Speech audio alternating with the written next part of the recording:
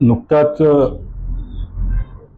Pune merchant चेंबरने एक आदेश काढलेला आहे की मार्केट कमिटीने जो 1% सर्व्हिस चार्ज लावायचं ठरवलेला आहे त्याला विरोध करायचा आणि तो जर का रद्द झाला नाही तर 13 जून नंतर मोठ्या प्रमाणावर आंदोलन करायचं। मला असं वाटतं की या आंदोलनाची जी दिशा आहे ती योग्य आहे। याचं कारण असं की ऑलरेडी या मार्केट कमिटीचा सेस हा कृषी उत्पन्न बाजार समितीला मिळत असतो। खरं तर पंतप्रधानांनी यापूर्वी सांगितलं होतं की एक देश एक कर।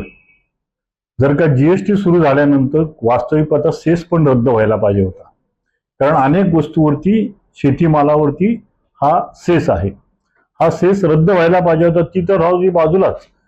त्यानंतर मार्केट कमिटीमध्ये अन्य वस्तू विकल्या जातात आणि त्या वस्तूवरती सेस मिळत नाही, म्हणून मार्केट कमिटीने 2 वर्षापूर्वी देखभाल अकाल सुरू केला आणि मग ज्या साईड पट्ट्यामध्ये बिझनेस करायला खरं तर कायदेशीर परवानगी नाही अशा साईड पट्ट्याला अप्रत्यक्षरित्या मान्यता दिली गेली आणि प्रत्येकाकडनं आता किमान 1 लाख रुपये दर महिन्याला देखभाल खर्च वसूल करतात। म्हणजे हे त्यांचं उत्पन्न झालं। वास्तविक कृषी उत्पन्न बाजार समितीचा कायदा हा शेतकऱ्यांच्या मालासाठी होता। शेतकऱ्यांच्या मालासाठी नंतर तो कमी व्हायला लागला म्हणून मग शेतीमाल असा त्याच्यात उल्लेख केला आणि 3-4 वर्षापूर्वी याच्यामध्ये प्लास्टिक विकतायत, साबण विकतायत, रिटेल विकतायत म्हणून रिटेल व्यापाऱ्यांनी एक मोठं आंदोलन केलं होतं की याच्यामध्ये रिटेल व्यापारी असता कामा नये, परंतु तोही त्यात त्यांनी बदल केला। अशा प्रकारे उत्पन्न वाढवण्यासाठी त्यांनी अनेक प्रयत्न करून उत्पन्न चालू केले, पण याचा फायदा कोणाला होतो? याचा फायदा ना व्यापाऱ्याला होतो ना ग्राहकाला होतो, कारण एवढा पैसा गोळा करून सुद्धा मार्केट कमिटीमध्ये जे रस्ते पाहिजेत, पाणी पाहिजे किंवा ज्या सुविधा पाहिजेत त्या ते देऊ शकत नाही। रस्त्याच्या कडेला कितीतरी अतिक्रमण झालेली आहेत, त्याच्याकडे त्यांचं दुर्लक्ष आहे। अशा परिस्थितीमध्ये अशा प्रकारचा जर का 1% अर्ज लावला तर अनेक वस्तू महाग होतील, त्यातल्या जीवनावश्यक वस्तू नक्की होतील। माझ्या माहितीप्रमाणे डाळीमध्ये साधारणतः 150 ते 175 रुपये क्विंटलमध्ये वाढेल, साखरेमध्ये 50 ते 55 रुपये वाढतील, रवा मैद्यामध्ये देखील असे 40 ते 45 क्विंटलमध्ये वाढतील, तेलाचा डबा तर 30 रुपयांनी वाढेल।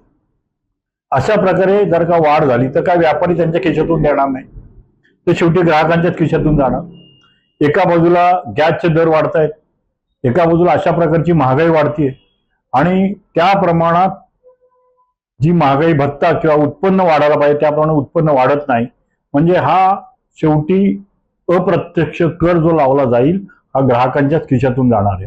ग्राहक अनेक वस्तूवरती आज जीएसटी भरतच असतो। अशा वेळेला प्रत्येक वेळेला असे वेगवेगळे जर का कर आणले तरी ग्राहकाची कुचंबणा नक्की होणार आहे आणि म्हणून पुणे मर्चंट चेंबरने हे जे आंदोलन छेडलेलं आहे त्याला अखिल भारतीय ग्राहक पंचायतीचा पूर्ण पाठिंबा असेल असं मला सांगायला या ठिकाणी आनंद होतो। मला असं वाटतं की आवक जावक बंद केली तर मालाचं शॉर्टेज सुरू झालं की आपोआप दर वाढतात, जसं आता आपण गॅसचं बघतोय। त्यामुळे जर का बाजारात मालच आला नाही तर निश्चितपणे व्यापारीच त्या वस्तूंचे दर वाढवणार। त्यामुळे अशा प्रकारे न करता त्यांनी त्याची वाट पाहावी आणि त्यांनी जी काही 13 जूनची मुदत दिलेली आहे तोपर्यंत जर का झालं नाही तर मग हे आंदोलन अधिक तीव्र करावं। जसं एलबीटीच्या वेळेला हे आंदोलन झालं तशा प्रकारचं जर आंदोलन अगोदर ग्राहकांना कल्पना देऊन की आम्ही असं आंदोलन करणार आहोत बेमुदत, तर ग्राहक त्याच्या तयारीने आवक करेल। बरं, हे आता सगळीकडे एकाच वेळा होणार आहे का? तर नाही, ते फक्त पुणे शहरापुरतच होणार आहे आणि त्यातही मार्केट यार्डच्या आतमध्ये होणार आहे। मार्केट यार्डच्या जर का बाहेर गेलं तर मात्र साखर बाकीच्या वस्तू स्वस्त मिळणार आहेत। म्हणजे एक प्रकारे हा व्यापार मार्केट कमिटीच्या बाहेर जायला देखील हा कायदा उद्योग करेल असं मला सत्कृत दर्शनी तरी वाटतं।